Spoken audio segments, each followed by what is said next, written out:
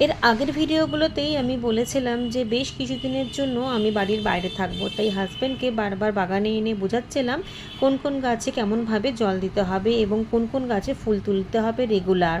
সমস্ত কিছু ভালোভাবে বুঝিয়ে দেওয়ার পর আমার হাজব্যান্ড আমাদেরকে হাওড়া স্টেশনে ছাড়তে গিয়েছিল এবং সেখান থেকেই আমাদের ট্রেন ছিল উত্তরপ্রদেশের দিকে। আমাদের যাত্রা শুরু হলো, যাব আমরা দিল্লি, তারপর মথুরা, বৃন্দাবন ঘুরবো। গতকালকে ভিডিওতে এক বন্ধু জানতে চেয়েছেন শুধুই কি ঘুরতে বেড়াতে গিয়েছি নাকি কোনো উদ্দেশ্য আছে। হ্যাঁ, ঠিকই ধরেছেন, অবশ্যই উদ্দেশ্য আছে। হাতে গোনা যে কটা দিন নিয়ে যাচ্ছি চেষ্টা করব বৃন্দাবনটাকে খুব ভালোভাবে ঘোরার এবং ভগবানের দর্শন, আর সবথেকে ইম্পর্টেন্ট হলো ছেলে মেয়েকে সাথে করে নিয়ে পায়ে হেঁটে পরিক্রমা, খালি পায়ে।